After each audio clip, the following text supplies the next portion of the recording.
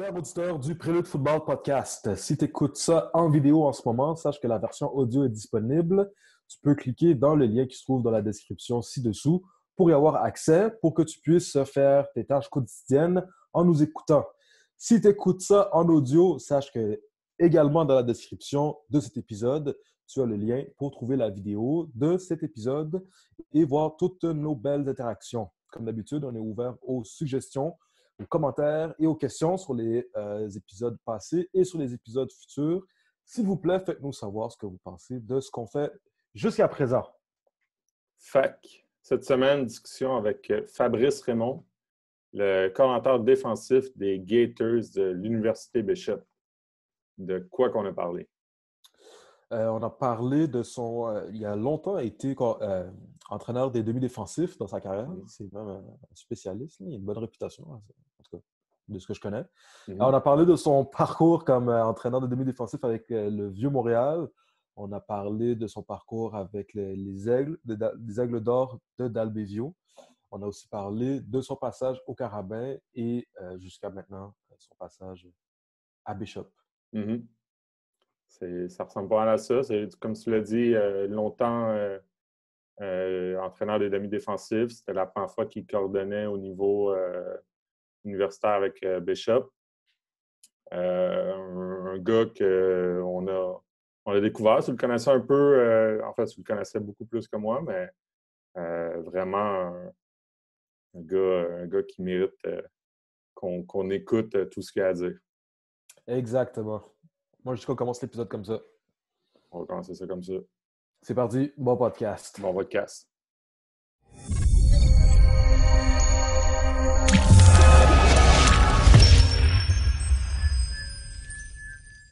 Période de confinement, on a pris l'habitude de le poser à tous les invités. Fait qu'on te le pose à toi aussi, Fabrice. Comment ça va? Est-ce que toi, personnellement, tu es toujours dans le coin de Bishop? Puis comment ça va avec la préparation pour la prochaine saison puis avec vos joueurs? Oui, je suis dans le coin de Bishop. On s'est acheté une maison au mois d'avril passé. Alors, ça fait 1 an que j'habite ici, moi et ma copine puis mes enfants. Lors du confinement, alors moi, je m'occupe avec mes petits. Ma femme, elle a enfanté il y a 8 semaines. Alors, là, on a 2 enfants. Alors, je m'occupe, je l'aide à la maison, dans le fond, avec tout cela. Et puis, beaucoup de foot. C'est quand même, je prends mon temps, comme le soir, lorsque les enfants vont se coucher ou bien sont dans le lit. Moi, je fais un peu de foot. C'est comme je regarde des parties, je regarde beaucoup de parties de la NCAA.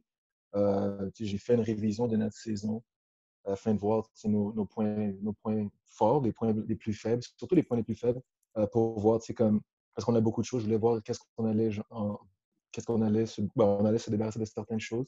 Et puis, on allait simplifier d'autres affaires pour faire en sorte que les gars soient en mesure de jouer plus rapidement.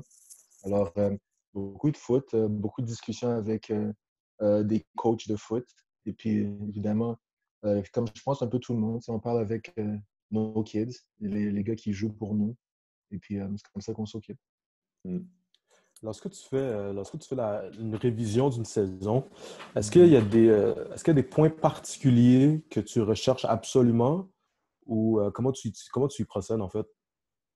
Ben, tu sais, chaque personne est différente. Alors, moi, ce que je fais, je le fais comme je prépare mon play call sheet.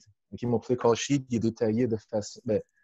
Souvent, je regarde ce qu'on appelle les down and distance.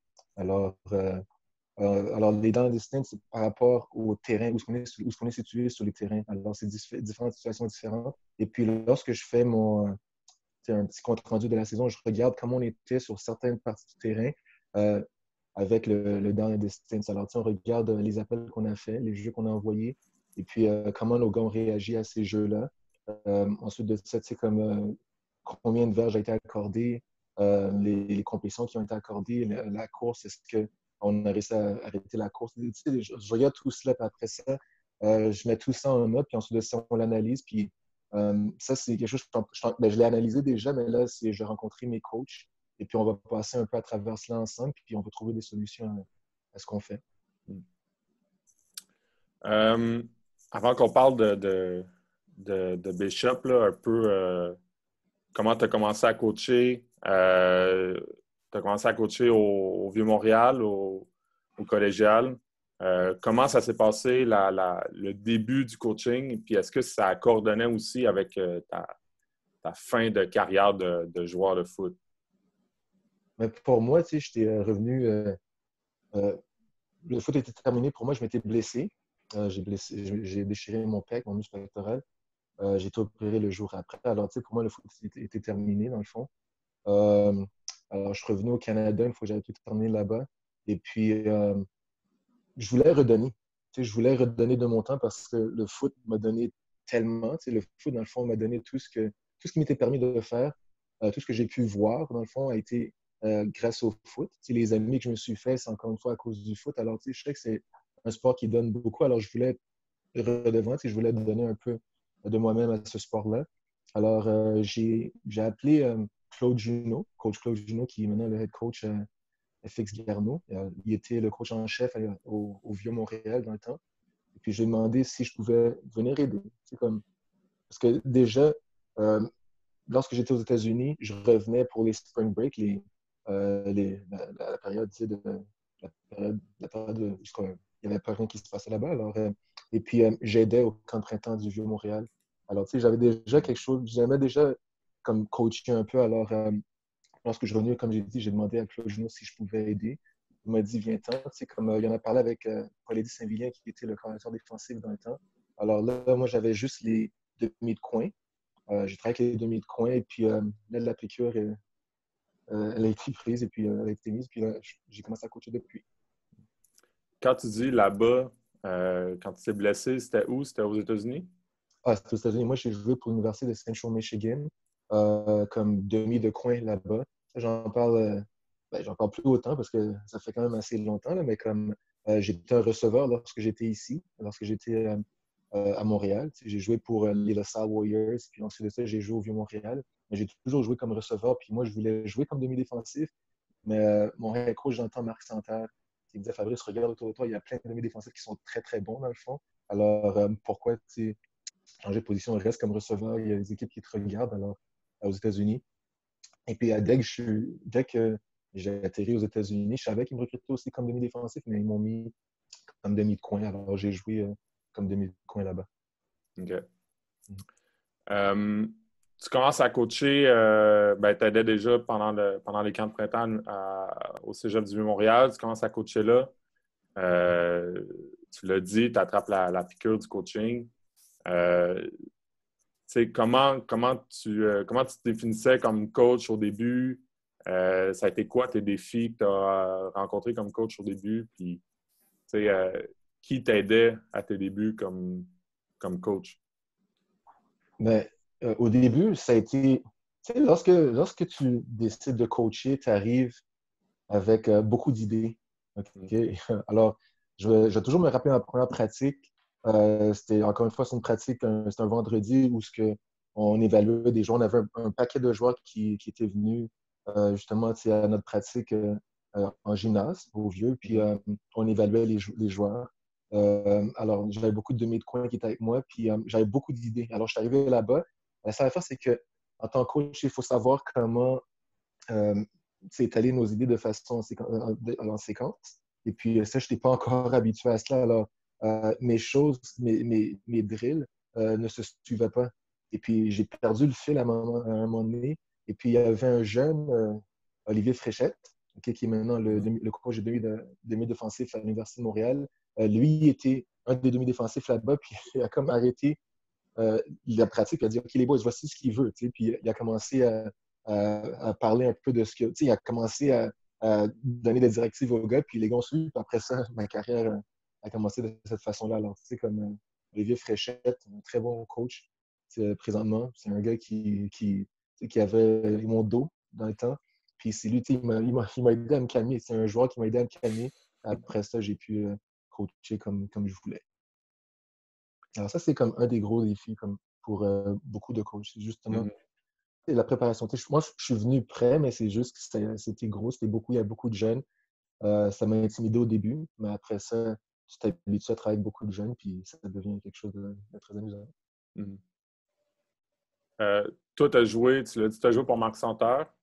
Ouais. quand tu es arrivé, c'était Claude qui était là. Est-ce que aussi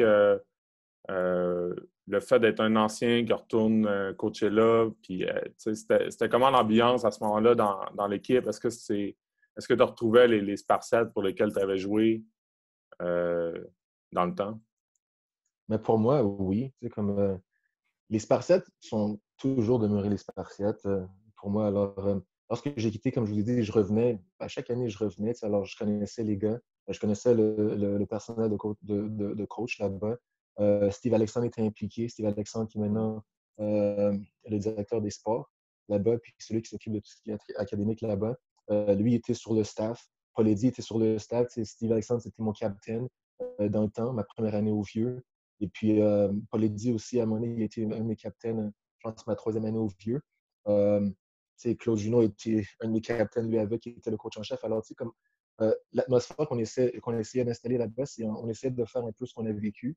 Et puis, je pense que on a réussi à faire ça. Les jeunes, ils ont vécu. Tu sais, comme quand j'étais là-bas, j'ai senti que je vivais ce que j'avais vécu lorsque j'étais un joueur.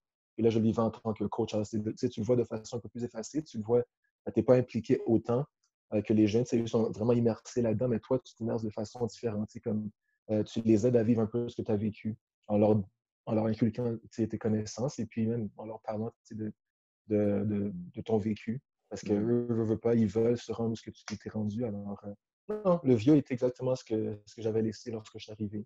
Alors, c'était amusant, c'était le fun. Mm. Tu dis que tu voulais redonner, tu sais. Tu avais commencé par redonner au cégep du Vieux-Montréal, mais éventuellement, simultanément, tu as commencé à coacher à Dalbévio aussi. Ouais. Comment ça s'est produit? Mais ma première année au Vieux, un de mes meilleurs amis, c'est Gilles Lézy. C'est un gars qui coach, il coach à Dalbévio présentement. C'est un gars qui a joué avec moi. On s'est rencontrés au Vieux. Alors, il me disait tout le temps, Fabrice, viens coacher à Dalby parce que lui, il coachait là-bas. Il était enseignant, puis aussi, il donnait un coup de main comme coach. Euh, J'étais curieux, je voulais le faire parce que Dalbyville, c'était tout près. J'habitais à 2 minutes de marche du terrain. Alors, je les voyais, les jeunes.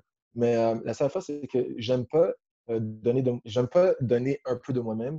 Comme si je suis pas en mesure de donner le tout, alors je ne vais pas le faire. Alors, j'ai été pendant 1 ou 2 semaines, mais je voyais que c'était trop. Comme j'avais mon travail, puis j'avais les Spartiates, puis ensuite de ça, essayer de faire aussi les Aigles d'Or, c'était beaucoup trop de Dalbyville. Alors, j'ai arrêté. Ma première année, je l'ai fait, comme j'ai dit, j'ai fait 2 semaines de coaching là-bas. Puis ensuite de ça, la deuxième année, je suis revenu. Je me suis assis avec le coach en chef là-bas, Dom Lénard.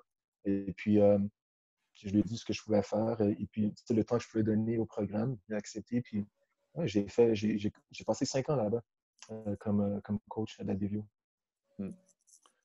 Comment. Parce qu'il y en a des coachs, j'allais dire, on en voit de plus en plus, là, mais comme on dirait qu'il y en a beaucoup là, qui, justement, ils essaient de faire un peu comme toi, tu as fait, là, de s'impliquer avec deux équipes en même temps.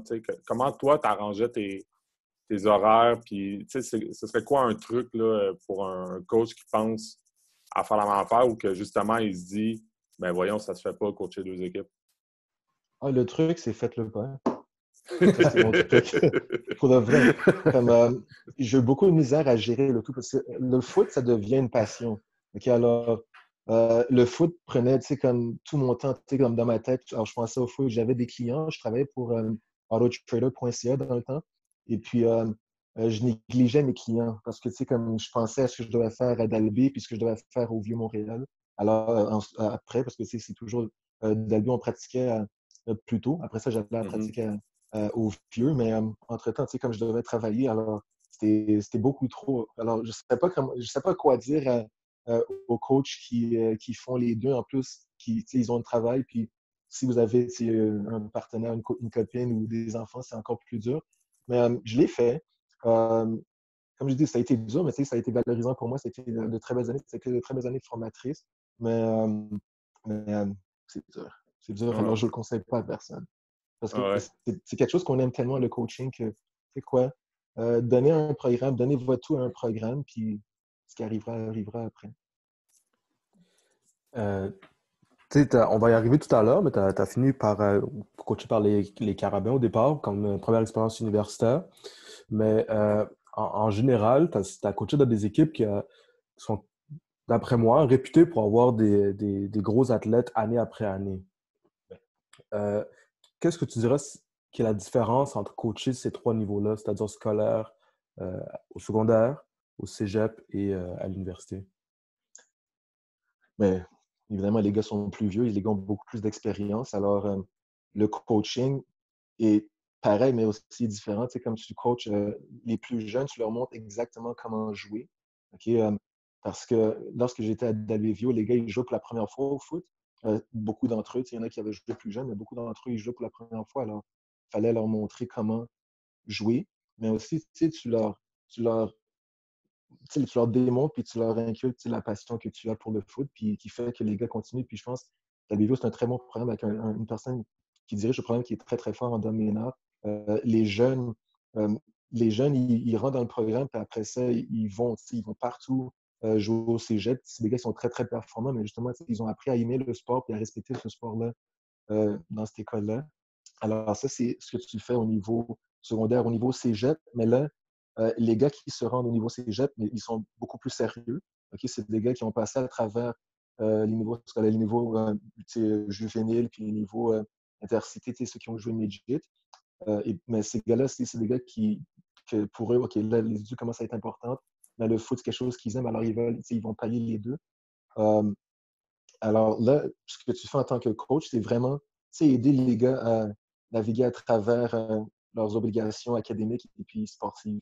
OK? Comme, les gars sont un peu laissés à eux-mêmes au cégep, c'est plus comme au secondaire où tu as tes périodes déterminées, c'est comme un après l'autre pour tes cours. Là, c'est un cours un lundi, puis après, tu n'as peut-être pas un autre cours jusqu'à mercredi, mais c'est d'être en mesure d'étudier, de faire tes affaires, et en même temps de répondre à tes responsabilités de foot sportive.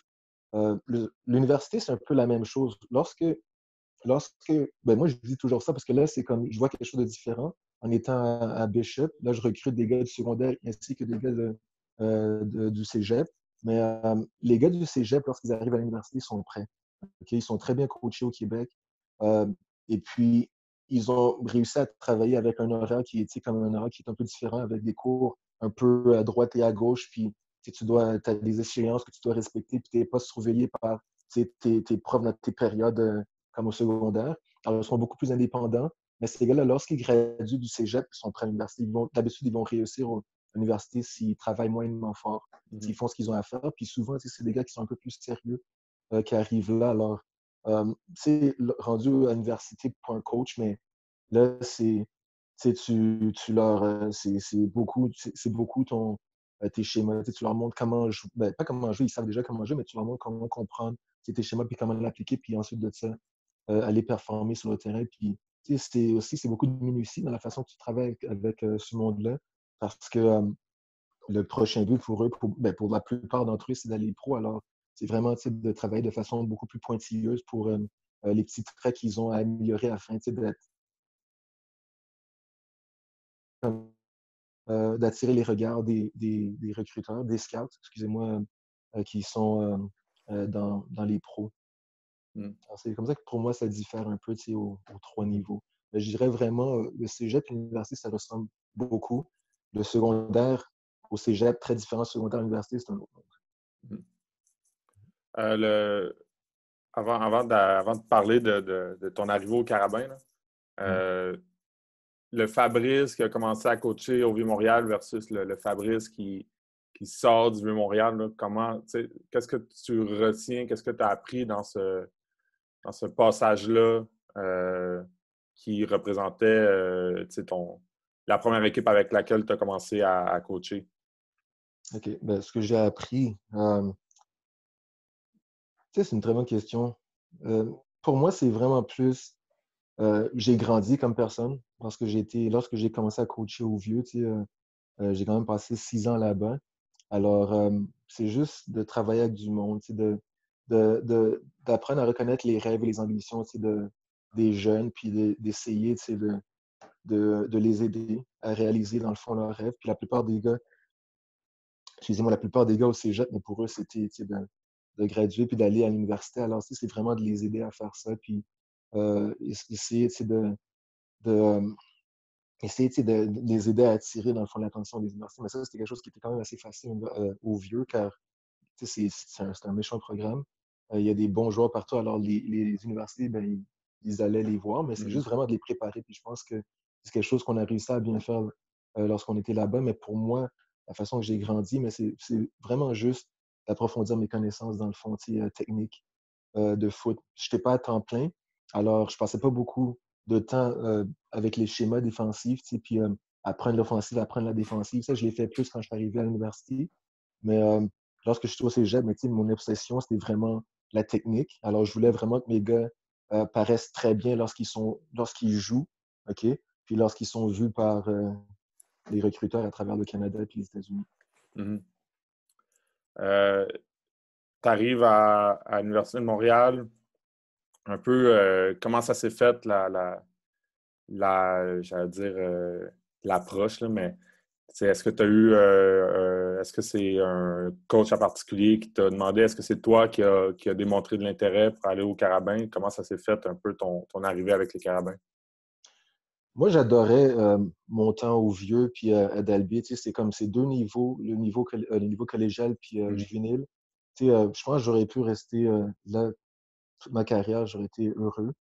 OK, c'est à la force que je quittais le vieux. J'avais annoncé à coach Chérif Nicolas que je quittais le vieux pour retourner aux études. OK? Et puis, j'allais me concentrer sur mes études, la job, et puis possiblement continuer à Dalbevio. J'allais continuer à coacher à Dalbevio. Finalement, et juste pour reculer, on va reculer un peu dans l'histoire. Encore une fois, je vous ai parlé un peu de Gilles Lézy. Alors, à un moment donné, on avait besoin d'un coach de ligne défensive au vieux. Et puis, ligne défensive, excuse-moi, au vieux. Et puis, on se parlait, Gilles et moi, puis lui, il a proposé René Hilaire. OK? Alors, on a été chercher René Hilaire pour qu'il devienne un coach de la ligne défensive. Je pense qu'il a fait pendant 2 ans. Ensuite de ça, lui est parti avec les Carabins. Alors, il a commencé à coacher avec les Carabins, puis le coordinateur défensif dans le temps, c'était Noel Thorpe, qui est maintenant avec, je pense qu'il est avec Edmonton, je ne suis pas sûr, mais je pense que c'est Edmonton, dans la CFL. Alors là, lui, il quittait, et puis les Carabins avaient besoin d'un coach de demi-défensif, parce qu'il coachait aussi les demi-défensifs, évidemment. Alors là, Ronald m'a approché, il m'a dit, Fabrice, c'est comme, on va coacher ensemble, let's go. Moi, l'idée d'aller coacher universitaire, c'est pas quelque chose c'est pas quelque chose auquel j'aspirais. Je me foutais un peu de coacher à l'université. Je coachais au cégep, puis je coachais au juvénile, puis mes gars étaient très performants, puis c'était assez pour moi, je m'amusais avec ça. Puis surtout le staff, le monde avec qui je travaillais, comme je m'amusais comme un fou avec ce monde-là. Alors, je me disais pourquoi aller à l'université. J'entendais plein d'histoires de l'université, puis c'est pas quelque chose qui m'intéressait beaucoup. Mais j'ai rencontré le monde à l'université, puis vraiment, la chance de coacher avec Ron. J'avais coaché avec lui comme j'ai dit, au cégep. Alors, juste de retourner puis coacher avec lui, je me suis dit, you know what, on va le faire. On va répondre aux défis. Et puis, ouais, c'est lui qui m'a ouvert la porte à l'université. Puis ça a été le fun. Curiosité, là, c'était en quoi que tu avais prévu de retourner étudier? Moi, j'ai étudié en communication, profil interpersonnel et public et l'étude d'interaction humaine. Alors, j'avais pas terminé mes études. J'étais un fêtard. J'étais un gars qui fêtait beaucoup à l'université. Alors, ouais, j'avais pas terminé mes études, mais alors je voulais juste terminer là-dedans. C'est pour ça. Tu arrives au Carabin. Encore là, c'est quoi comment tu te prépares? C'est quoi qui te frappe entre le niveau collégial de ce que tu connaissais puis les Carabins au niveau universitaire? Tu en as parlé, les gars, ils se ressemblent. Les gars du cégep, ils arrivent près à l'université, là, mais est-ce que ton approche a changé? Oui, mon approche a vraiment changé à l'université. Puis elle a changé encore une fois que je suis arrivé à Bishops, mais euh, à l'université, la grosse différence pour moi, encore une fois, comme je vous ai dit, je me concentrais pas vraiment sur l'aspect, les schémas défensifs, puis comme le jeu offensif. C'est pas quelque chose que je regardais beaucoup que lorsque j'étais au cégep. Comme je n'étais pas le coordinateur défensif, j'étais le coach des demi-défensifs. Alors pour moi, je voulais être le meilleur coach des demi-défensifs au Québec, on va dire. Alors je voulais que mes gars arrivent prêts, techniquement, ils soient forts. Puis aussi le fait que je ne sois pas à temps plein, mais j'avais pas le temps de vraiment apprendre à connaître ce qu'on faisait défensivement. Alors, je savais ce qu'on faisait défensivement, évidemment, mais être dans la tête du DC, mais je ne passais pas beaucoup de temps avec lui. Je ne passais pas la journée avec le commandeur défensif afin de savoir pourquoi il fait ci, il fait ça. Moi, c'est OK, Fabrice, voici ce qu'on va faire. C'est couverture 3, c'est man-to-man, couverture homme à homme. Il me disait ce qu'on voulait faire, puis alors prépare les gars. Pas de problème. Techniquement, les gars, je vais les préparer. Après ça, ils vont avoir, les gars vont respecter leurs clés par rapport à qui regarder, quoi regarder. Alors, je faisais ça. Lorsque je suis arrivé universitaire, ça a été un autre monde pour moi. Je me rappelle encore, comme je vous ai dit, Noah Thorpe quittait. Et puis, nous, on voulait garder la même défensive. Okay, parce que c'est une défensive avec laquelle les Carabins avaient eu beaucoup de succès. Alors, on voulait garder la même défensive là-bas. Alors, on a passé, c'était moi, Tony Adona, qui coachait les secondaires dans le temps, Ronald, la D-line, et puis Danny Machocha qui allait prendre la défensive. On a passé, je pense, 3 jours, 24 heures dans le bureau, et puis Noah Thorpe nous montrait sa défensive. Okay? Il allait sur le tableau, puis il montrait la défensive. Puis je vais toujours me rappeler les premiers meetings. Je suis entré, je pensais que je connaissais quand même le foot, mais je ne savais pas que je ne connaissais pas le foot. Danny puis Noah Thorpe se parlaient, puis je vous jure, pour moi, c'était comme une langue étrangère que je n'avais jamais compris. Et puis, j'avais jamais entendu. Alors, les termes qui sortaient, la façon qu'ils parlaient, comme les choses qu'ils dessinaient, je ne connaissais pas du tout. C'est comme, j'attrapais un mot ici, puis un mot là. Mais moi, je suis une personne qui est très curieuse de nature, alors, puis je ne me gêne pas. Alors, j'interrompais tout le temps, puis je posais des questions. OK? Puis, une chose qu'il fallait comprendre, mais je deviens le coach de demi-défensif, puis attaché à la performance des joueurs, mais il y a mon nom. Alors, je m'assure que les gars savent exactement ce qu'ils font. Alors, j'arrêtais le meeting à chaque fois, je posais des questions. Puis, j'arrêtais pas de poser des questions. Jusqu'à temps que je sois à l'aise avec ce qu'on essaie de faire et puis je sois en mesure de l'enseigner aux gars. Alors, pour moi, ça a été la grosse différence. Vraiment, tout ce qui était aspect technique, mais je pense, comme je le comprenais, puis tout coach qui est au cégep, tout coach qui est au juvénile, ils ont toujours préparé des joueurs. Mais après ça, c'est vraiment de comprendre l'autre aspect de la game, c'est vraiment le pourquoi que une équipe fait ci puis fait ça. Comment est-ce qu'ils vous attaquent? Comment est-ce qu'on les défend? Pourquoi on les défend de cette façon-là? Pourquoi ils nous attaquent de cette façon-là? Mais ça, je l'ai appris dans nos meetings, puis je l'ai appris en regardant beaucoup de films. Et puis, ouais, c'est ça. C'est le fun parce que c'est ça, des fois, il y a des coachs qui hésitent à aller à d'autres niveaux parce qu'ils ont l'impression qu'ils n'ont pas toutes les connaissances, mais c'est le fun de voir que justement, des fois, c'est en étant dans des situations instables là, qui est obligé d'apprendre. Juste paraphraser tout cela, ouais. c'est comme la peur d'aller dans l'autre niveau parce qu'on n'a pas toutes les connaissances. Mais moi, je coach universitaire présentement, puis je suis un coordinateur défensif. Je sais pas, je connais pas tout. J'apprends tous les jours. Je rencontre beaucoup de coachs présentement. On fait des meetings Zoom. Puis, on parle défensive, on parle d'offensive. Alors, puis lorsque je parle avec mes gars, mes jeunes, puis mon coaching staff, je leur dis tout le temps, je suis un jeune d'ici. Moi, je suis un d'ici depuis, ça fait, là, je vais faire ma 3e année comme d'ici au niveau universitaire. Je connais absolument rien de. Je connais quand même beaucoup de choses, mais il y a beaucoup de choses à apprendre. Alors, pour moi, une jeune personne qui désire monter, qui désire de monter au prochain niveau, ben, allez-y. On va se péter la face, mais après ça, on va se relever puis on va réussir. C'est quelque chose qu'on ne sait jamais ce qu'on ne sait pas, mais on va apprendre si on est moyennement curieux. Puis, moi, je pense que ça peut être correct. C'est vraiment on dit, si tu es curieux, puis si tu désires être autour de personnes, puis parler avec du monde, mais ça va être correct, puis ça va marcher. Mais tu sais, c'est un peu ça que j'allais te demander. Tu arrives, non, c'est parfait, mais tu arrives au niveau universitaire, puis tu fais tes devoirs, mais c'est quoi la relation que tu as avec tes joueurs? Parce que c'est peut-être moi qui a cette impression-là, mais quand tu arrives universitaire, je veux pas, les joueurs sont plus vieux, les joueurs, des fois, ils ont des aspirations très, très, très élevées.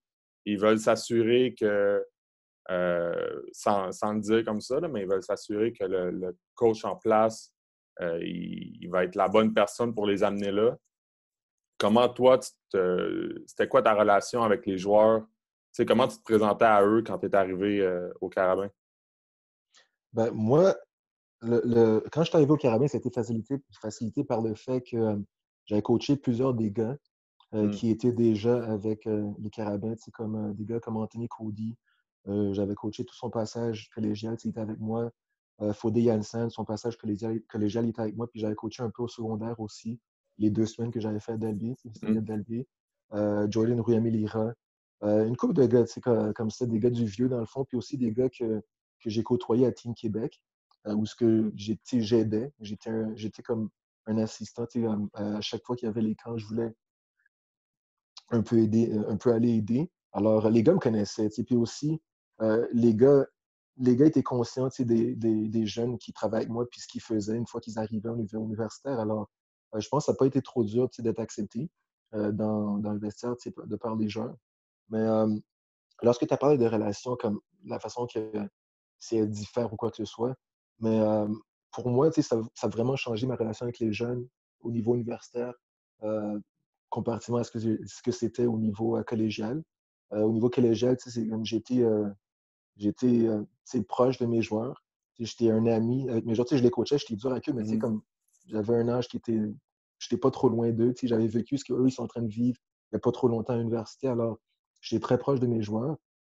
Lorsque je suis arrivé universitaire, mais là, dans ma tête, tu sais, c'est comme je pensais qu'il fallait tu sais, on sépare coach-joueur. Alors, tu sais, je coachais mes gars, j'avais des relations avec eux, tu sais, comme je leur parlais, tu sais, je parle beaucoup avec mes jeunes, mais moi, ce que je faisais, c'est que je voulais vraiment que les jeunes bâtissent leur groupe. Tu sais, je bâtissais le groupe, mais je voulais que ça soit, tu sais, comme les gars sont ensemble, puis moi, je suis avec le coaching staff, puis moi, je viens, puis j'aide les joueurs.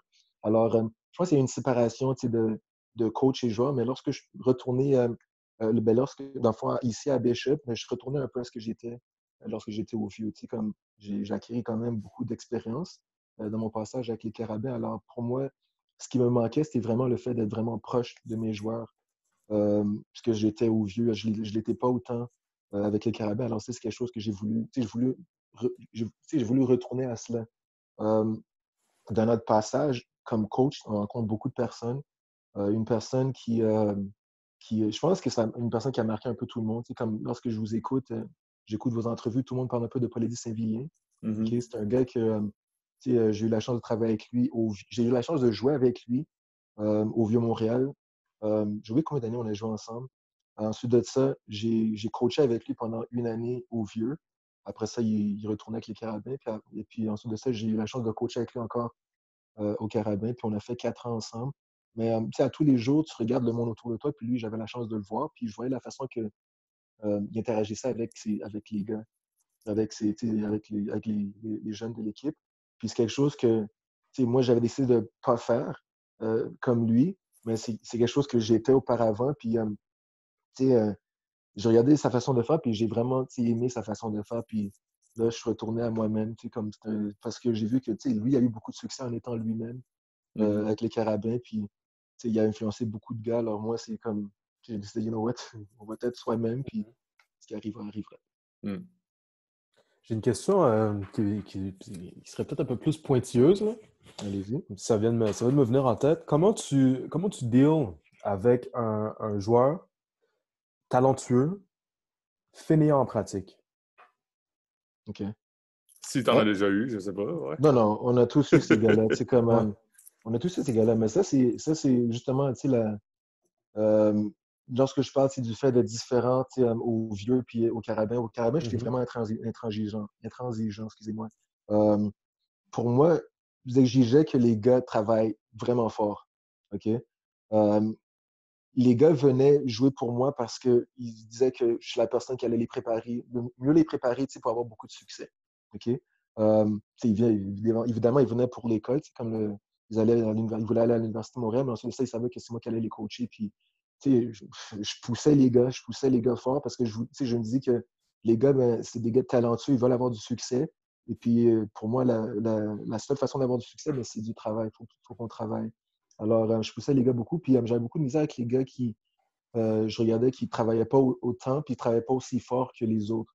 OK, mais avec du recul, tu, tu, sais, tu te rends compte que dans le fond, chaque situation est différente. OK?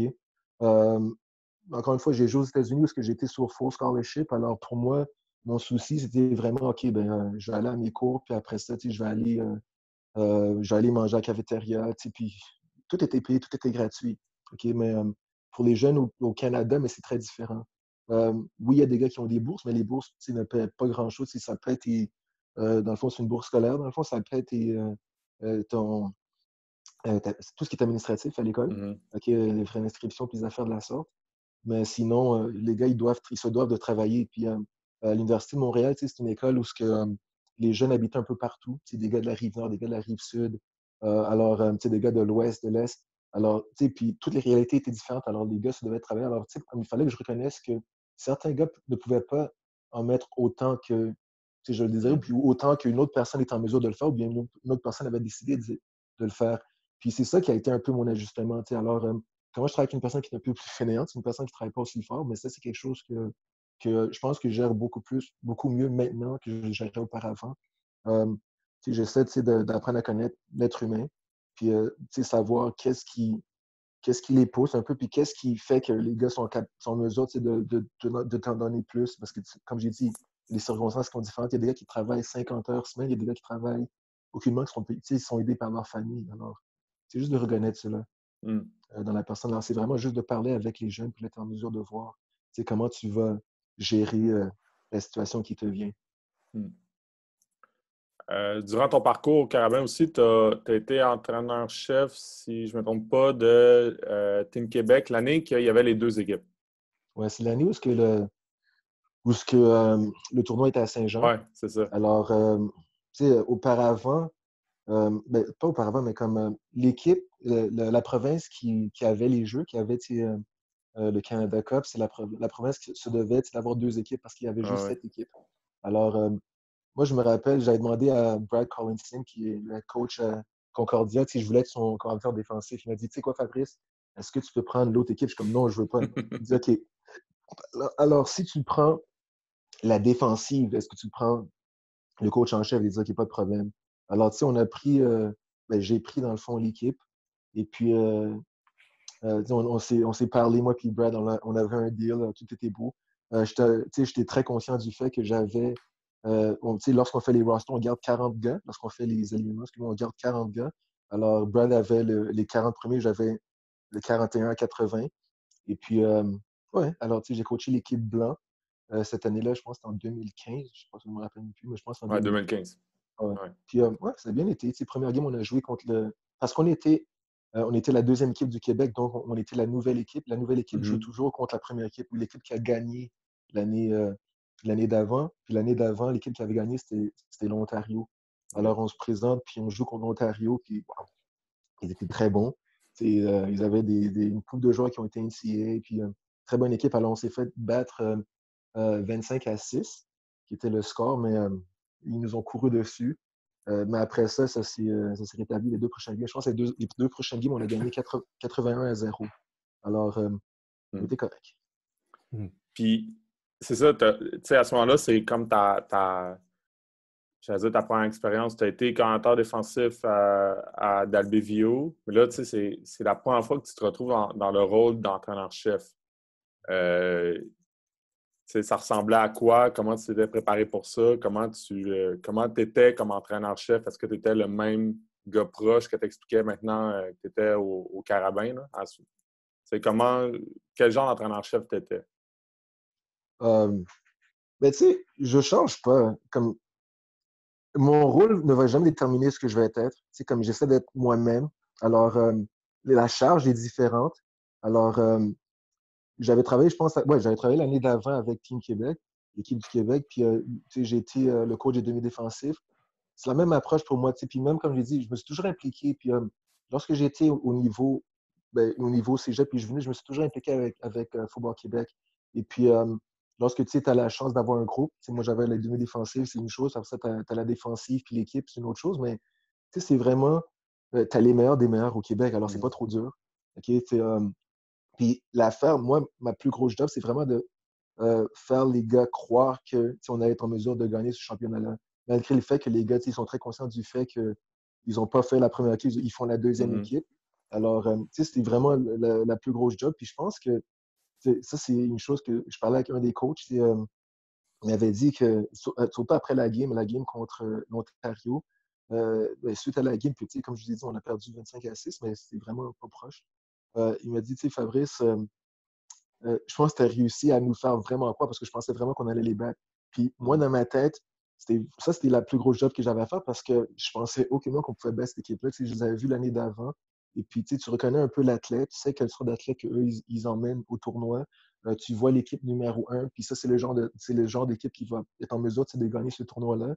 Alors, tu sais que ça devient dur, mais il ne faut pas que les gars pensent que ah, ben, on n'a aucune chance. Alors, ouais, ça a été la plus grosse job, mais comme coach, il n'y a pas vraiment eu grand-chose. C'est vraiment juste ton influence qui était sur un groupe. Maintenant, c'est sur l'équipe au complet. C'est sur le personnel, c'est comme le coaching staff, sur le personnel de soutien et puis sur les joueurs. Hmm. Puis un peu pour finir avec ton passage au Carabin, là, un peu comme on t'a demandé plus tôt, après ton passage au Carabin, t'es rendu où dans ton développement de coach, là, si on peut dire, avant d'arriver à Bishop? Là, le Fabrice qui est rentré au Carabin, que tu disais qu'il connaissait peut-être pas tout le côté stratégique, là, qu'est-ce que tu retiens de ton passage au Carabin en termes d'apprentissage? Mais tu sais, c'est ça, j'en parle souvent. Euh, Avec les Carabins, comme moi, j'étais attitré à tout ce qui était défensive aérienne. Alors, je passais beaucoup de temps à regarder du film. OK? Puis je regardais, je sais pas combien de. Tu sais, je regardais peut-être, je sais pas, tu sais, je regardais énormément de films. Puis à force de regarder des films, ben, à force de regarder le film, si tu trouves, tu vois des tendances. Tu sais, c'est ce que tout le monde dit. Mais tu es en mesure de voir que certaines choses arrivent tout le temps. C'est dès qu'un joueur bouge de cette façon-là, mais c'est ça que tu vas avoir. Dès qu'ils sont alignés de cette façon-là, mais c'est ça que tu vas avoir. Encore une fois, c'est les tendances. Alors, ça, c'est devenu gros pour moi. Puis c'est devenu gros dans ma compréhension de la game. Alors, ce que j'étais au début, lorsque j'étais avec les Carabins, puis, c'est comme quelque chose que je regardais pas. Je regardais pas l'alignement des gars. J'en parlais un peu. C'est facile, ils sont tight, ils vont faire ci, ils sont wide, ils vont faire ça. C'est des choses très simples que n'importe quelle personne, comme, sait si tu regardes moyennement de foot puis tu as joué au foot. Mais après ça, toutes les subtilités, c'est comme tu les apprenais en regardant du film. Alors, tu vois, vraiment, c'est les formations, le personnel, des affaires de la sorte. Là, tu commences à comprendre ces affaires-là, puis là, tu es en mesure de transmettre ces connaissances-là à tes jeunes. Puis, encore une fois, quand je suis arrivé, mais les jeunes connaissaient autant que moi. Ils connaissaient plus leur système que moi, je connaissais le système. Alors, ma contribution était vraiment comme euh, peaufiner un peu ce qu'ils faisaient techniquement afin de les aider à faire leur travail sur le terrain. Mais ensuite de ça, vers la fin, c'était vraiment leur montrer comme le système, quel est notre système, pourquoi est-ce qu'on fait ce qu'on fait. Puis toi, ton rôle dans ce système-là, c'est quoi? Puis si tu fais telle et telle chose, ça va t'amener à avoir quoi, comme quel genre de succès. Euh, Ça, c'était un peu ce que j'étais au début, puis comparativement à ce que j'étais à la fin. C'est vraiment ce que j'étais à la fin, comparativement, excusez-moi, à ce que j'étais au début. C'est une personne qui comprenait un peu beaucoup plus le foot que je le comprenais auparavant. Je le comprenais d'une façon différente vers la fin. Tu es rendu à Bishop maintenant. Comment s'est faite ton arrivée à Bishop? Comment s'est faite la transition entre les Carabins puis arriver à Bishop? C'est quand même je ne dire pas un gros move, là, mais pour la première fois, tu te retrouves aussi à sortir de Montréal tu ne coaches pas à Montréal. Comment ça s'est fait tout ça? Ben, beaucoup de premières, premièrement, comme j'avais perdu ma job à l'Université de Montréal la dernière année. Alors, comme j'ai trouvé ça, j'en parle, mais j'ai trouvé ça très dur. Mes 2 dernières années, je trouvais ça lourd là-bas. Alors, là, j'avais perdu ma job, mais c'est comme je voulais quitter. Alors, ça a donné qu'on m'a poussé à l'extérieur. Ça a été bon. C'était très bon pour moi. J'ai eu la chance de m'asseoir et de penser à ce que je voulais faire. OK? Puis, le foot ne cadrait plus vraiment dans ce que je voulais faire. Comme pas le foot, mais comme le foot à temps plein. Je voulais retourner encore une fois au niveau juvénile ou bien collégial, surtout juvénile. Redonner un peu à ce niveau-là. Mais il y a une couple d'équipes qui m'ont appelé à travers le Canada. une équipe de l'Ouest, une équipe de l'Ontario, une équipe de la RSEQ, puis une équipe des Maritimes. Et puis, j'ai toujours eu la chance de coacher dans les endroits où que les meilleures places d'Albevio, c'est une place qui, c'est très, très fort. Ils gagnent très souvent. Les jeunes sont dans les meilleurs à travers le Québec, au Canada même. Puis après ça, maintenant à Dalby, ils envoient des gars aux États-Unis à droite et à gauche. Puis les gars, ils vont en Division 1 après au foot. Ensuite de ça, au vieux, c'est la même chose. C'est une des puissances collégiales au Québec, le foot au Québec, dans le fond. Et puis, alors, c'est comme. Puis après ça, j'arrive au Carabin où c'est un très, très gros programme. Un programme qui aspire au championnat. Alors, j'ai toujours été dans des gros programmes. Puis lorsque le monde discutait avec moi, les autres programmes, un, OK, j'avais la chance de retourner à mes programmes qui étaient dans l'Ouest en Ontario, des programmes qui étaient champions. OK? Le programme qui venait de gagner le championnat dans le temps. Puis après ça, dans l'Ouest, un programme qui nous avait battus quand j'étais avec les Carabins. Ça, c'est Western et puis UBC. Ensuite de ça, au Québec, il y avait une équipe, mais puis il y avait Bishop dans les Maritimes. J'ai choisi Bishop parce que justement, pour moi, c'est un nouveau défi. OK, mais aussi, c'est un défi où ce que je savais qu'on allait gagner. Right? Alors, il fallait juste qu'on travaille de façon un peu différente. Puis je savais qu'on allait être bon. Puis moi, c'est ça. J'ai toujours joué pour des championnats, alors je voulais être en mesure de jouer pour d'autres championnats. Je savais que la pente allait être haute à monter, mais à Bishop, mais j'étais prêt à travailler. Je me suis retroussé les manches, puis j'étais prêt à travailler. Puis maintenant, on commence à voir les résultats. Puis encore une fois, j'ai choisi ce programme-là parce que je savais que ce programme-là allait gagner. C'est juste que. Mais juste le fait de prendre un programme comme qui dans les fins fonds, puis essayer de monter, c'est quelque chose que j'avais jamais fait. Alors, c'est quelque chose qui m'intéressait beaucoup. On se le demandait avant, quand on regardait ton parcours, puis c'est ça qu'on avait remarqué. Tu as coaché pour des équipes avec des cultures gagnantes. Pas nécessairement qui gagnaient à toutes les années, mais qui étaient dans des milieux. C'était des cultures gagnantes. Puis là, tu arrives avec Bishop qui ont eu des bonnes années. Ils ont sorti quand même des bons joueurs. Mais comment tu fais pour instaurer une culture gagnante à Bishop quand tu arrives? OK. Mais ça, c'est vraiment. Premièrement, c'est lorsque je vous dis qu'il y a une couple d'équipes qui m'ont parlé, c'est comme tu parles avec ces équipes-là, tu interviews avec ces équipes-là, puis tu as le pitch, dans le fond, puis tu as le pitch du coach. Ben, alors, c'est pas vraiment une entrevue, c'est plus qu'ils te parlent de leur programme, puis savoir si tu es prêt à joindre leur programme. Mais tu entends ce qu'ils ont. Tu les écoutes, puis tu entends ce qu'ils ont offert, puis alors, moi, je suis un coach universitaire, alors je sais un peu qu'est-ce qui est quoi. C'est à l'université, alors c'est pas. Tu ne peux pas vraiment me parler comme une recrue, ça n'a pas marché parce que je sais qu'est-ce qu'il y en est. Mais c'est vraiment juste. Pour moi, c'était Shérif Nicolas. J'écoutais ce qu'il avait à me dire, puis la façon que lui, il voulait installer sa culture.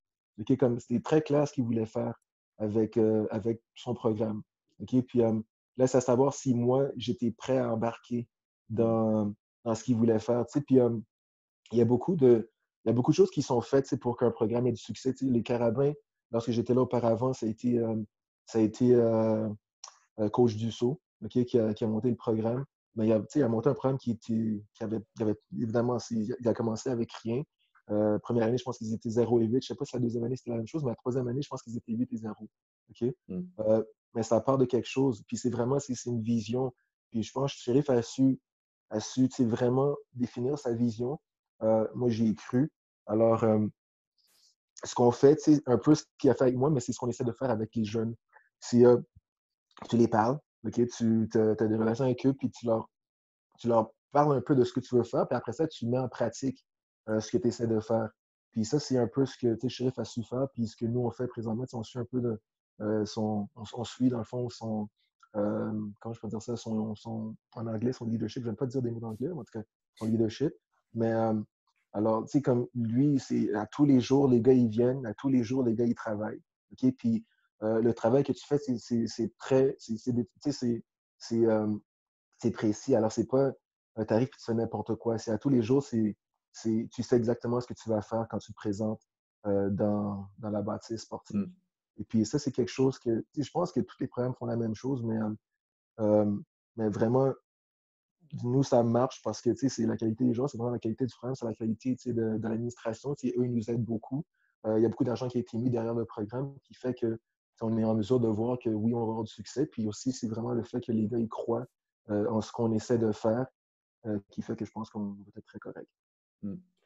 Comment tu décrirais ta défensive?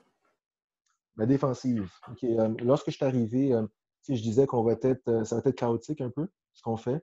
OK, encore une fois, je vous ai parlé de Polo. Polo m'avait dit à un moment donné, parce que lui, il coachait à Montmorency. OK, puis je regardais du film parce qu'il voulait que je regarde deux de ses joueurs. C'est comme quand il est arrivé avec les Carabins, moi, j'étais déjà là. Puis il voulait que je regarde deux de ses joueurs. OK? Parce qu'il ne voulait pas les emmener lui-même, il voulait savoir qu'est-ce que moi, je pensais d'eux.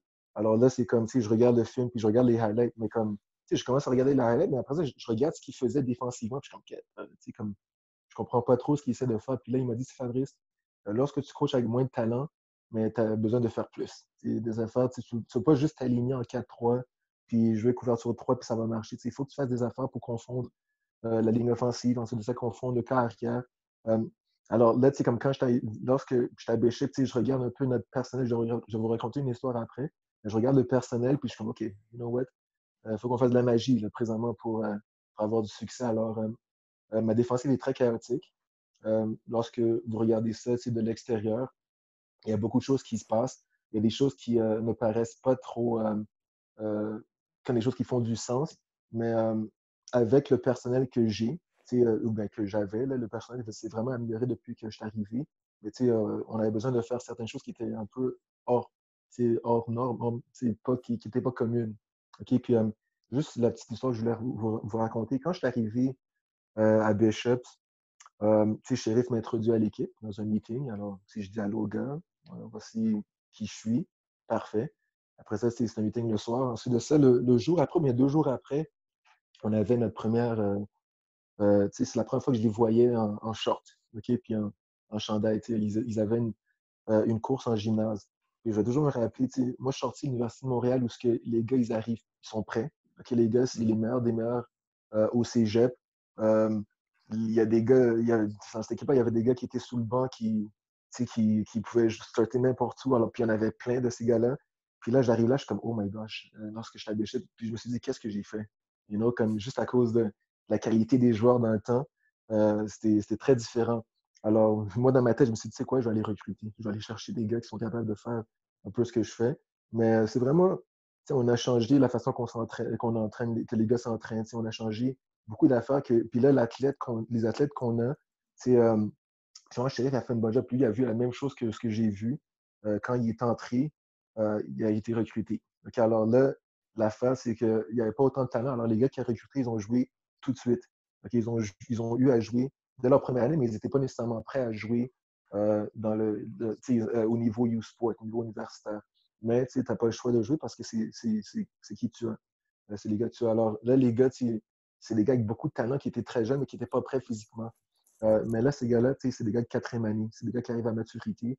Et puis, si tu nous regardes maintenant par rapport à ce qu'on était auparavant, les gars sont complètement différents. Comme la morphologie des gars, la façon que les gars ressemblent est très différente. Ils ont l'air des joueurs de foot.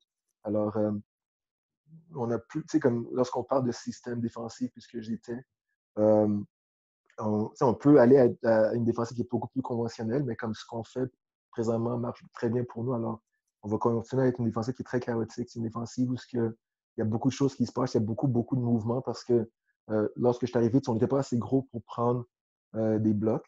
Okay?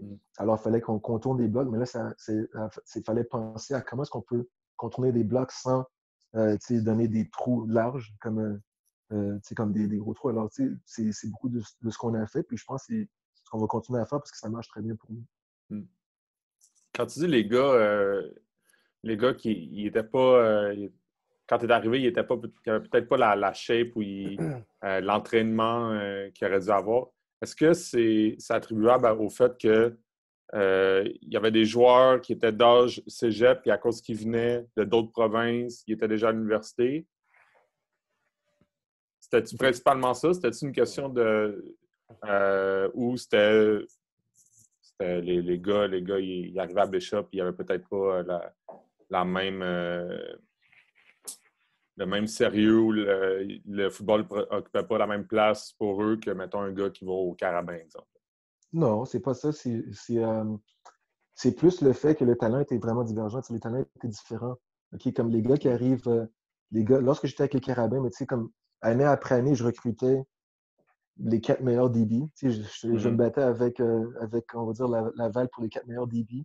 Mais les 4 meilleurs DB, mais c'est des gars qui, tu sais, ils sont prêts physiquement, puis aussi, tu sais, leur instinct est très aiguisé, leur connaissance du foot est très haute, alors ces gars-là sont prêts. OK? Mais vraiment, physiquement, ils sont supérieurs aux autres. OK?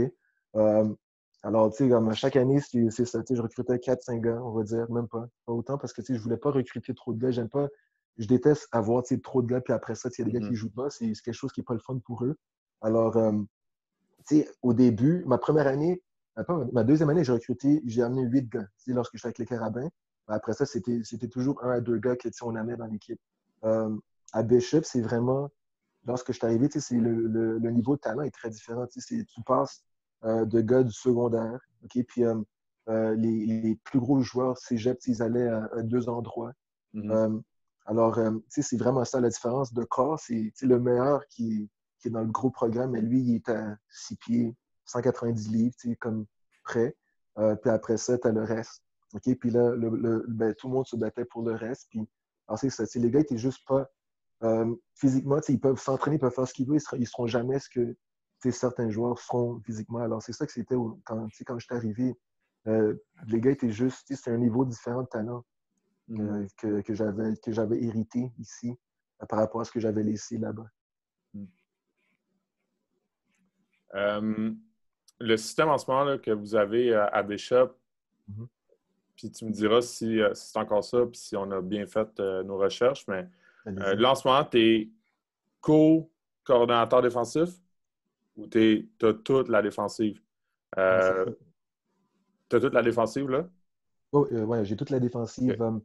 Lorsque je suis arrivé, tu sais, comme j'ai été engagé comme co-coordonnateur, Ouais. OK, mais après la troisième partie, la première année, coach Sheriff Nicolas m'a donné la défensive. Okay, Okay. comme ça n'allait pas trop bien, tu sais, point de vue avec l'équipe. Alors, lui voulait être en mesure de voir, d'avoir une vue d'ensemble, dans le fond, de l'équipe, regarder offensivement, défensivement, puis l'unité spéciale, ce qu'on faisait. Et puis, il n'était pas en mesure de faire ça parce qu'il passait beaucoup trop de temps avec la défensive. Alors, tu sais, comme j'ai démontré que j'étais prêt à prendre la défensive, puis j'étais pas prêt.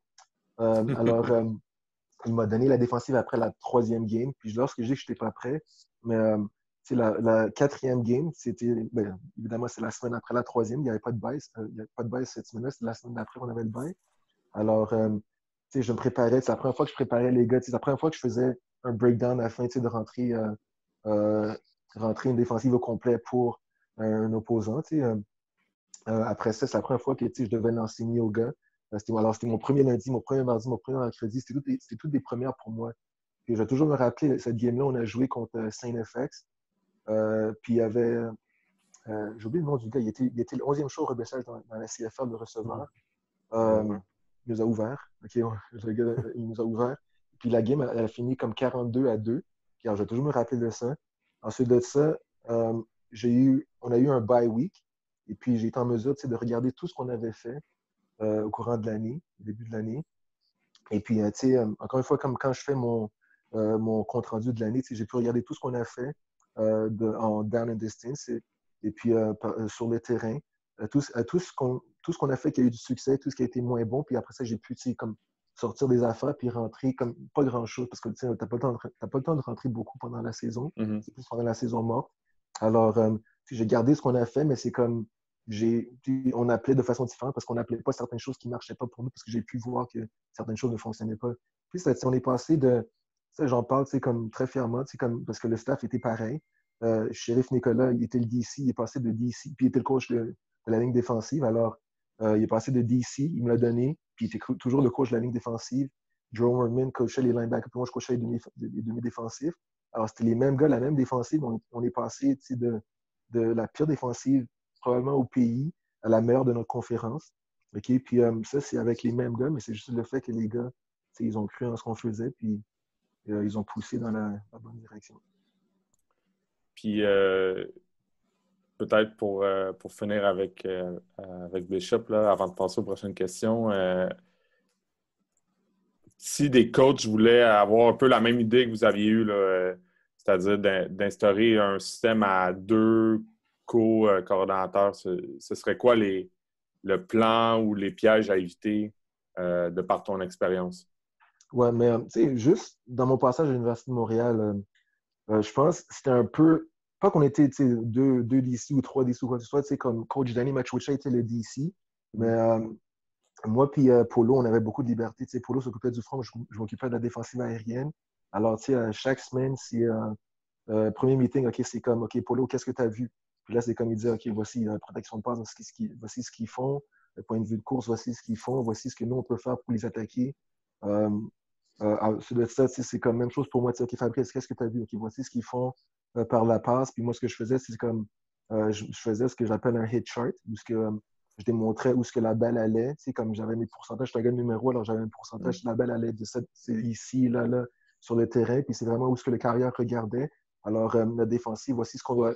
Là, j'allais sur le tableau, puis je montrais ce qu'on doit dessiner, ce qu'on doit faire pour les arrêter par la passe. OK, puis après ça, si on décidait ce qu'on allait rentrer ou pas. Puis ensuite de ça, puis aussi ce qu'on avait déjà de fait. On va dire qu'on avait une couverture 3, mais comme avec ce que j'appelle mon hit chart, on voyait que tu sais, comme les gars qui couraient, lorsqu'ils couraient des curls, mais leur curl était à une plus grosse profondeur. Mais là, tu sais, tout ce qu'on disait à nos linebackers avec le chart, c'est comme qui est indiqué par le chart, c'est ça, tu sais quoi, cette semaine, tu vas dropper à tel et tel nombre à la place de dropper ici. Alors, tu sais, ça se fait très bien. Comme, je pense que n'importe quel problème qui va faire, tu sais, qui va avoir qui vont avoir deux coordonnateurs, tu sais, il faut qu'il y ait une personne qui appelle la game, mais après ça, tu as l'apport des deux, puis c'est tout. Ouais. Si on devait faire un film sur ta vie, ce serait quoi le titre de ton autobiographie? Wow. OK. Très bonne question. All right. Un titre sur... Ah, tu sais quoi? Fun. You know, like, m'amuser. C'est comme il s'amuse. C'est juste, tu mettrais ça sur ma autobiographie, tu sais, il s'amuse. Pour moi, c'est la forme la plus importante. C'est comme mes meetings. Encore une fois, comme je vous dis, c'est ce que j'étais à Del Devio, puis au Vieux, je n'étais pas autant avec les Carabins, puis je suis redevenu cela avec Bishop. Mes meetings, les gars, pour te le dire, c'est des blagues à droite et à gauche. On s'amuse comme des malades. Les gars sont très conscients du fait, puis moi, je suis très conscient du fait que les gars sont là pour performer, puis pour gagner, puis c'est ça qu'on fait, c'est le mandat. Mais je pense que tu peux t'amuser. Ça n'a pas être si sérieux que cela pour avoir du succès. Alors, pour moi, la fin la plus importante, c'est comme on s'amuse. OK?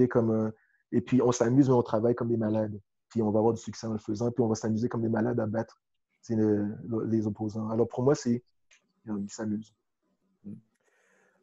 Si tu peux avoir un repas avec 3 personnes, qui seraient ces 3 personnes-là et où est-ce que tu mangerais et pourquoi? Tu me poses des... OK, all right. OK, un repas avec 3 personnes. OK, une personne... OK, 3 personnes. Warren Buffett serait une personne, OK, avec qui que j'aimerais rencontrer. Deuxième personne avec qui j'aimerais manger. Peut-être, OK, j'en prends 3. Okay. Bud Foster, qui est le coordinateur défensif, il était le coordinateur défensif à Virginia Tech. OK, maintenant, il a pris sa retraite. Puis là, il a été remplacé par, je pense, Coach Williams. Anyways, lui, c'est une personne à qui j'ai eu la chance de parler, mais j'aimerais comme m'asseoir avec lui puis souper avec lui. Ensuite de ça, peut-être, j'aime beaucoup Don Brown, OK, qui est avec Michigan. All right? C'est une personne, tu sais, comme la passion de ce gars-là pour le foot, tu sais, c'est quelque chose qui saute des yeux, tu sais, tu le vois. Je sais qu'il se fait détruire par Ohio State, là, OK, ça c'est un méchant programme, mais c'est un gars que, tu sais, j'aime beaucoup ce qu'il fait. J'aime beaucoup son approche au foot. Puis peut-être une autre personne, alors ce serait un quatrième, ce serait Harlan Barnett, qui était là, il retourne à Michigan State cette année, mais lui, c'était le coach des demi-défensifs. Puis sais, j'aime beaucoup les gars qui ont coaché les demi-défensifs parce que c'est ça que je fais, qui sont devenus DC après, ou coordinateur défensif. Lui, c'est un gars qui était à Michigan State, qui coachait les demi de coin. OK? Il a coaché un paquet de gars qui ont été des gars de première ronde qui ont été dans la NFL. Puis leur approche à Michigan State, c'est ce qu'il faisait défensivement, c'est quelque chose qu'il venait me chercher. Ensuite, ça, lui est parti, il a été à Florida State pour devenir le DC. Puis là, il retourne à Michigan State avec Coach Tucker. Mais ça, c'est 4 personnes à qui j'aimerais parler. Quelle serait la chose la plus difficile que tu as accomplie ou que tu serais le plus fier? Pour vrai, vous parlez de foot? En général. OK, ben, je vais vous donner 2 choses. Pour moi, être père.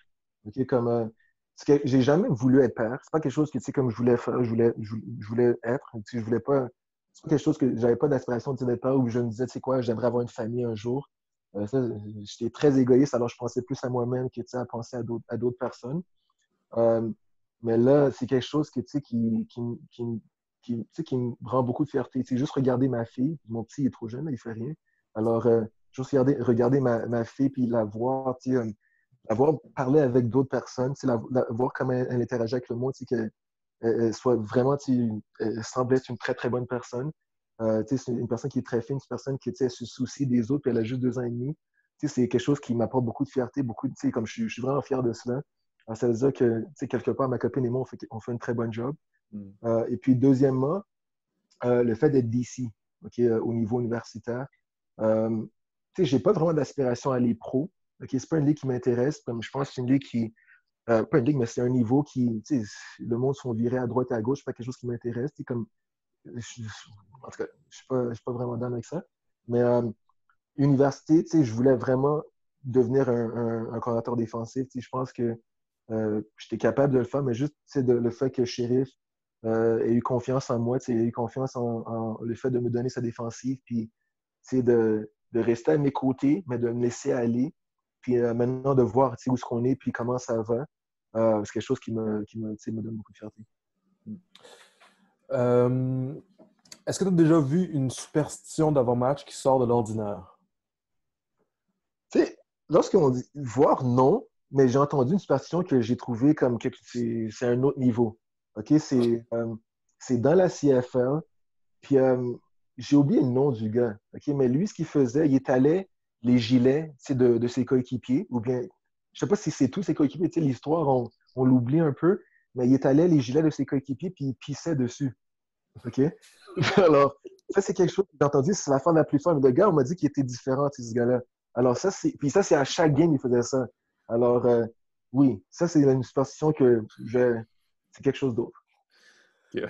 Si tu pouvais avoir un super pouvoir, lequel tu aimerais avoir? Wow, très bon. Tu sais quoi? Lire les pensées.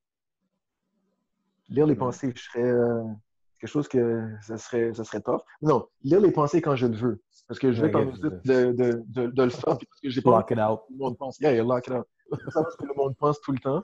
Mais ce serait pas mauvais. Tu sais, comme, OK, c'est serré, qu'est-ce qu'ils vont faire? OK, soit je fais confiance dans la préparation, ou bien, pling! Qu'est-ce qu'il fait? OK, parfait. J'ai le jeu parfait. Si tu pouvais vivre dans n'importe quelle série télévisée, ce serait laquelle et pourquoi? Ah, j'adore Billion. Billion sur Showtime, j'adore ce show-là. Tu sais, c'est comme...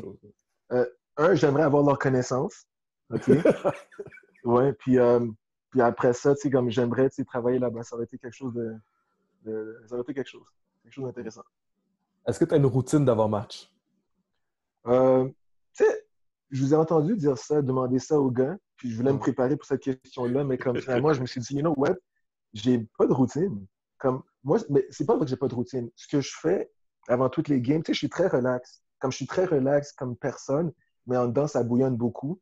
Alors, dernièrement, ce qu'on a commencé à faire, tu sais, comme coach shérif, il y a une connaissance avec Red Bull. OK? Alors, non, c'est pas Red Bull. C'est pas Red Bull. Oui, c'est Red Bull, en tout cas, c'est pas grave. Mais alors, on avait toujours, tu sais, des energy drinks. OK? Et puis, le coaching staff défensif, mais avant les games, on prenait oh, gourou, excusez-moi, gourou. OK, on prenait nos shots de gourou, man, puis après ça, on mettait comme une grosse chanson, puis on criait, puis on chantait. Mais ça, c'est une chose que je fais avant match, qu'on a commencé à faire cette année, puis quelque chose que je pense qu'on va commencer à continuer à faire parce que, you know what, it's fun. Une autre chose que je fais souvent, c'est comme, moi, Shérif veut qu'on sorte, voir taper le terrain, puis juste se promener, voir comme où est-ce qu'on va être assis, où est-ce qu'on va coller, des affaires comme ça. Mais moi, ces affaires, je me fous de ces affaires-là, mais comme un des coachs avec lesquels je travaille, c'est James Buteau, lui, il voulait sortir. Il dit, Fabrice, comment est-ce qu'on va prendre une marche? Alors là, c'est comme je sors avec lui, puis je regarde les gars se lancer la balle, puis on parle. Alors, on discute, puis ça, c'est quelque chose que j'aime faire, que je vais continuer à faire. Si tu devais choisir 2 valeurs, lesquelles tu choisirais?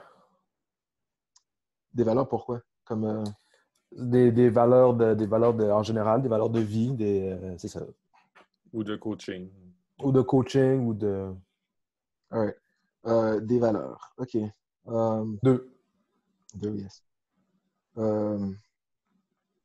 sais, quelque chose qui est gros, je pense que tout le monde va dire la même chose. Tu sais, le respect. OK, comme de faire, comme dans le fond, tu sais, faire aux autres ce que tu veux.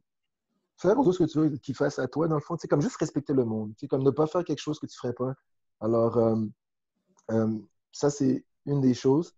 C'est quelque chose que j'ai appris, comme en gérant des jeunes. J'ai toujours été une personne qui respectait le monde, mais encore une fois, d'apprendre avec les différences, comme de vraiment apprendre à écouter le monde afin de vraiment, vraiment t'emmener à respecter les gars de façon différente. Comme, ça, c'est quelque chose qui est important pour moi. Ensuite de ça, le fait de ne pas être imbu de soi-même. Alors, c'est le fait d'être humble. Okay? C'est quelque chose qui est très important pour moi. Moi, je suis une personne pas qui est effacée, comme on va me voir, mais comme je prends pas beaucoup, je prends pas beaucoup de place. Je reste loin, je suis pas très bruyant, on va dire. Okay? Alors, le monde, comme me connaissent pas trop. Le monde sait qui je suis parce que ça fait longtemps que je suis dans la profession. Mais je parle pas vraiment de moi-même. Je suis pas, I'm not out there. Je suis pas vraiment une personne qui est vue. Alors, pour moi, c'est quelque chose que je recherche beaucoup. Je cherche des gars, même dans les gars que je recrute, comme l'humilité. Je veux des gars qui, en dedans, veulent tuer tout le monde. Okay? Comme moi, comme j'ai beaucoup à prouver. Puis, dans ma tête, je veux toujours prouver quelque chose. Puis, c'est une obsession même. Mais après ça, c'est comme tu fais ce que tu as à faire, tu fais la job que tu as à faire, puis après ça, le monde va être en mesure de juger si tu es bon ou pas, de par le travail que tu fais. Ça serait ça se peut qu'il y ait plusieurs réponses, mais quelle serait une personnalité publique qui t'inspire? OK. Une personnalité publique qui m'inspire. Ça pourrait être un athlète, ça pourrait être un politicien, ça pourrait être un artiste. OK. Si on regarde... pour moi, un artiste, Jay-Z, OK? J'ai grandi dans cette ère-là. Alors, pourquoi est-ce qu'il m'inspire? Le fait que... c'est un gars qui travaille. Il travaille vraiment fort pour avoir tout ce qu'il a. Il sort de Marcy. Alors, comme je pense rien lui a été donné, il a dû tout prendre. OK? Vraiment tout prendre. OK? Il a su tourner une situation qui a été très difficile en une situation qui est très positive. C'est un gars qui a fait des choses très croches pour réussir. OK? Une fois qu'il a réussi, mais il a essayé de même quand il réussit, il essaie de changer la vie de personnes autour de lui. Il a emmené des gars qui nécessairement n'allaient pas avoir comme certaines opportunités. Il leur a donné des opportunités puis il leur a permis de réussir ou pas, mais cela dépendait d'eux. Alors ça, c'est une personne qui m'inspire beaucoup. C'est une personne que, j'ai toujours écouté ses albums jusqu'à la fin. Là, comme à la fin, c'est un peu différent. Mais ouais, c'est une personne qui m'inspire beaucoup. J'aime la façon qu'il a grandi, qu'il a évolué en tant qu'être humain. Est-ce que tu as une game préférée? Une game de football. Non, ça, ouais, j'ai compris. J'ai déjà demandé cette question-là aux autres gars, aux autres coachs, mais c'est drôle, man. Oui, je suis sûr que oui. Parce qu'il y a des games qui sont même. Ah, ben tu sais quoi? Oui. OK. J'ai une game qui va rester avec moi. Je pense que c'est Je pense que c'est la Dunsmore 2014. OK? Moi, lorsque j'étais avec les Carabins, j'étais dans le booth. OK? Euh, alors, j'étais en haut. OK? Ma première année, en 2013, j'étais en bas sur le terrain avec Ronald. Et puis, on était ensemble, puis on était toujours ensemble. Après ça, ma deuxième année, mais je voulais être en bas. Mais j'ai vu que j'étais nettement meilleur en haut. Puis Polo était vraiment, vraiment bon pour rassembler les gars en bas. OK? Alors, lui, il était en bas, puis moi, j'étais en haut. Puis, c'est comme, c'est beaucoup plus calme, t'es beaucoup plus effacé, mais t'as la chance de tout voir. Après ça, comme moi, Polo, puis Danny, on était sur les écouteurs ensemble, alors on se parlait. C'est comme, qu'est-ce que tu vois? Blablabla. Polo, même chose, Danny collait. OK. Alors, moi, ce que je faisais, c'est j'écrivais le jeu. OK? Parce que lorsqu'on allait revoir le film, il fallait qu'on nous autres de rentrer les jeux. OK?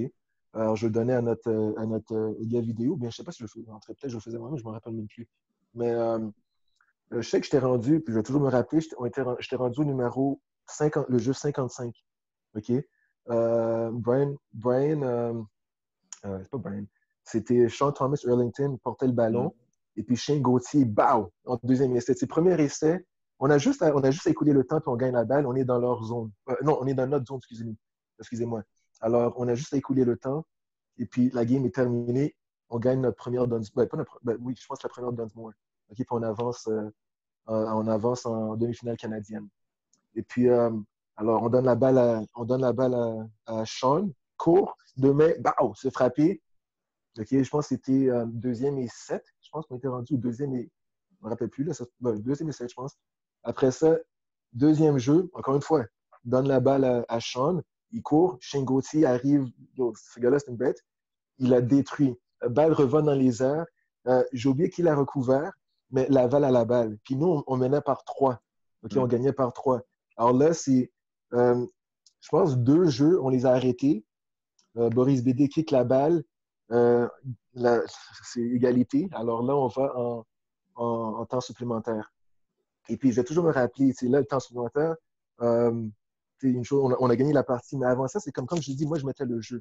Alors, jeu défensif, là, on était rendu au jeu 55. Une fois qu'on a fumble, je mets 55. Encore le jeu, j'écris le jeu. Après ça, le prochain jeu, je mets 56. Ah, c'est pas vrai, ils ont fait une coupe de jeu. Ensuite de ça, je remets 55. Je remets 56. Je remets 55. Mais, excusez-moi, j'étais tellement nerveux que je remettais toujours le même numéro. Alors, cette partie-là, c'est tellement stressant, cette game-là. Puis aussi, lorsqu'on parlait aux jeunes qu'on recrutait, cette année, on leur a dit, tu sais quoi, vous allez avoir la chance d'être les premiers à remporter le championnat. Parce qu'on avait perdu 12 à 9 l'année d'avant, où on avait marqué un touché. Eux, ils n'avaient pas marqué un touché, ils avaient 2 field goals, puis 3, où on a donné des 2 points. On a donné dans le end zone. Alors, on savait on était capable de jouer contre eux. On se disait, on va se préparer en conséquence, puis on va être en mesure de les battre l'année prochaine. Et puis, on était proches, on était là, mais là, il y a un fumble, puis là, je commence à capoter. Je vois que ce qui arrive tout le temps va arriver encore, mais finalement, on a su surmonter cela, puis on a su gagner la partie. Alors ça, je me rappelle ce game-là. Fou. Est-ce qu'il y a de la même manière, est-ce qu'il y a un coach que tu as côtoyé avec qui tu sais une place spéciale dans ton cœur, un coach mémorable? Wow, il y en a beaucoup. Ouais, c'est sûr. Il y a beaucoup de coachs. Encore, je vous ai parlé de Dom Ménard. Je pense que j'ai mentionné son nom une couple de fois. Pour moi, ce gars-là, ce qu'il fait pour les jeunes, il me rappelle beaucoup. Il fait pour les jeunes ce que moi, j'ai vécu avec Marc Santerre. Okay? Il fait tout pour les jeunes. Il fait tout pour les aider et puis les aider à les placer dans la bonne voie. Marc Santerre faisait un peu la même chose pour moi, dans le fond, puis tous mes coéquipiers lorsque j'étais au Vieux-Montréal. Alors pour moi, Dom Ménard, c'est une personne que j'ai coaché avec pendant 5 ans, je lui parle encore, c'est une personne qui est mémorable. Pour moi, c'est un des meilleurs coachs, mais vraiment un des meilleurs êtres humains que j'ai rencontré. Ensuite de ça, je vais vous parler d'un gars avec qui j'ai coaché. C'est un gars qui était un assistant pour moi. C'est un GA, c'est un gars qui m'a aidé. Puis c'est une personne que, juste la façon qu'il travaille, il est incroyable. Au début, je n'étais pas chaud à l'idée d'avoir un assistant. Et puis aussi, je ne suis pas un gars qui va partager beaucoup au début avec cette personne-là, mais il m'a démontré que le gars, il est capable d'en prendre, puis il a hâte de travailler. C'est Samuel Richard. Sam Richard, c'est un gars qui a joué à Bishop. Puis une fois qu'il a terminé sa Bishop, Sheriff l'a invité à coacher avec nous, comme en tant que GA. Et puis il a fait 2 ans avec moi, puis il est incroyable. Comme, ça, c'est toute personne qui désire coacher, qui n'ont pas nécessairement l'expérience, mais qui veulent coacher. Lui, ce qu'il a fait, c'est il a juste, il a fait tout, comment je peux dire ça? C'est plus j'essaie de le dire en français parce que c'est quelque chose que je peux dire en anglais, mais comme il a vu où il y avait un trou, où on avait besoin de lui, puis il essayait de remplir ce trou-là. Alors, c'est quelque chose d'aussi anodin comme il manque un marqueur, OK? Que je suis en mesure d'aller chercher, mais lui, il allait chercher le marqueur, puis je suis comme, oh, chou, voici, j'ai des marqueurs. Il se rendait utile, puis après ça, j'ai commencé à lui donner plus de responsabilités, comme il commençait à rouler des drills pour moi. Quelque chose que moi, je n'aimais pas faire. J'aime rouler mes propres affaires parce que, encore une fois, c'est mon nom qui est attitré à ces gens-là. C'est mon nom qui est laissé avec les joueurs que je coach. Alors, je veux m'assurer que les gars soient bien préparés. Mais lui, vers la fin, je lui donnais tout. Je lui disais, OK, coach ça, vas-y. Puis il faisait très, très bien. Puis je savais qu'il allait très bien le faire. Alors ça, c'est un coach qui m'impressionne beaucoup. Cette année, il a pris le poste de coordinateur défensif avec Drummondville. Okay. Quel serait, il y en a, encore une fois, il pourrait en avoir plusieurs, joueurs le plus underrated que tu aurais côtoyé? D'accord. Ça, je m'attendais à cette question-là parce qu'encore une fois, je les ai entendus.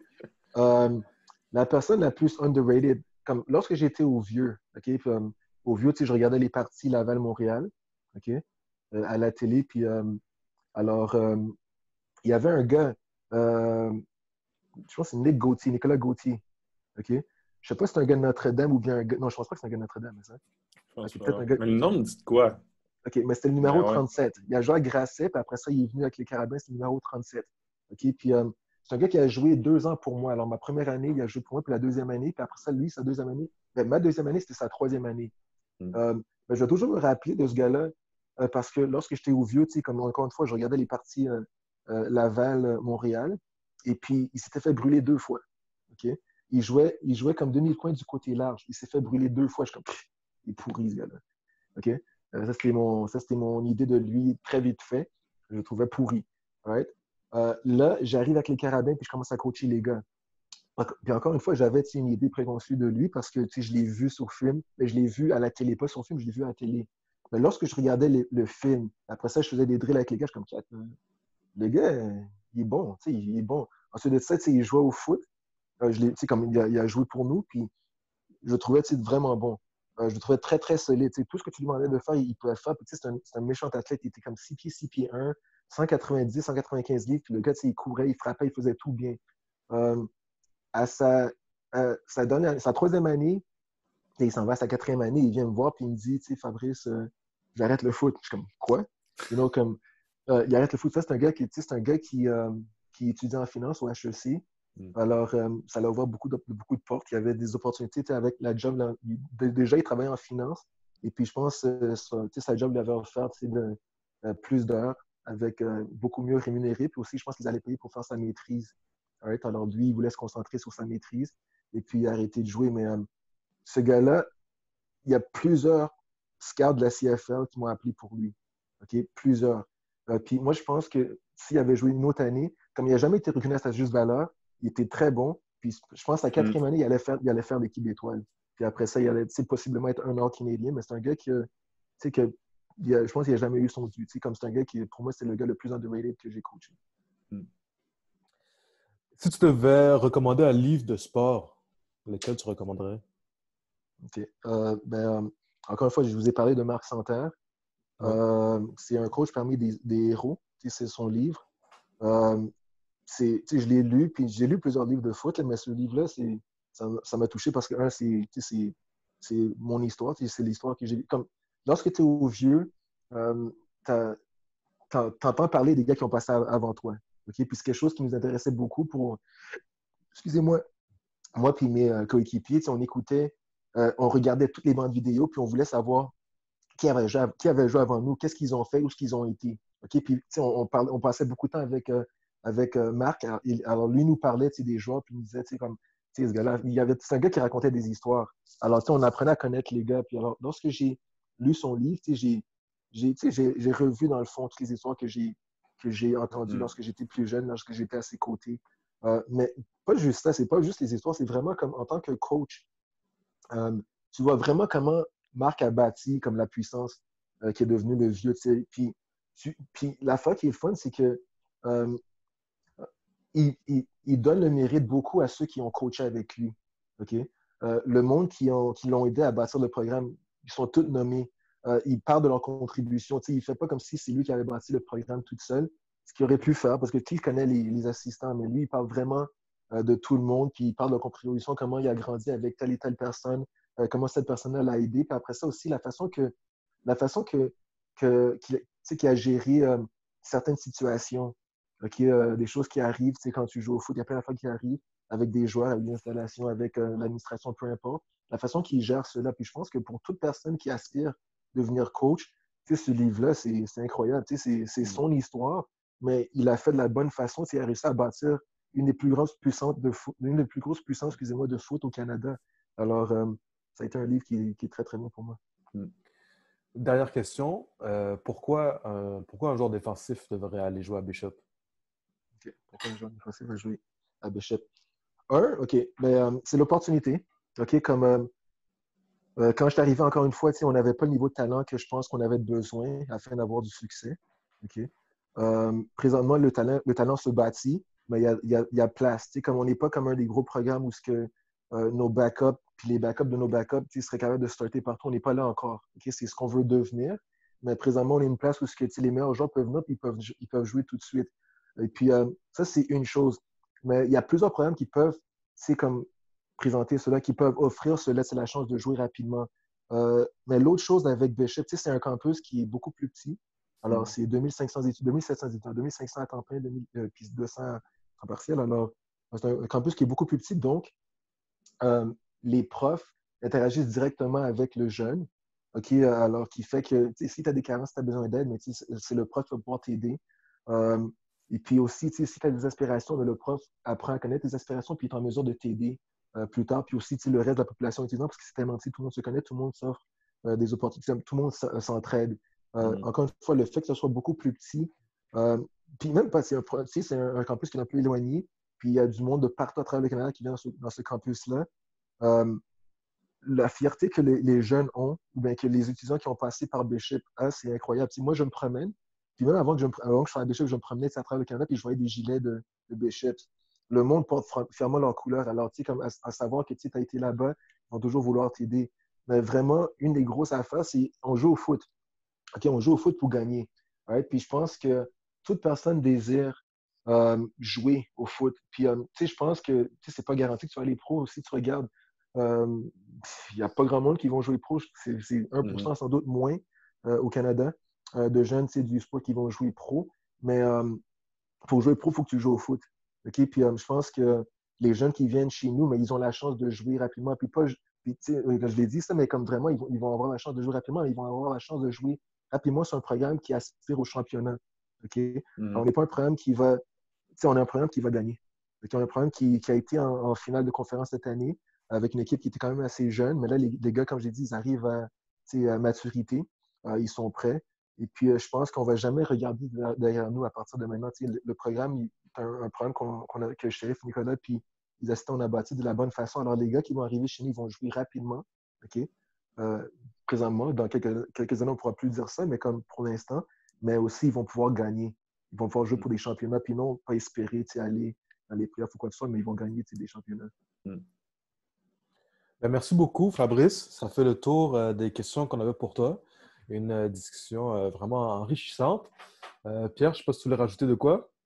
Non, vraiment, c'est le fun de t'entendre parler sur ton parcours. Puis encore une fois, c'est le fun aussi d'entendre parler à un coach qui a coaché à plusieurs niveaux. L'adaptation, puis comment ça va évoluer, puis où tu es parti, où tu es rendu, c'est vraiment le fun. Mais messieurs, moi, je vous remercie de m'avoir interviewé. C'est quelque chose de le fun. C'est comme je ne parle pas souvent de moi-même, alors c'est le fun de parler. C'est drôle qu'on me pose des questions sur moi, alors on va répondre. Mais vraiment, je veux vous remercier pour ce que vous faites pour le foot présentement au Québec.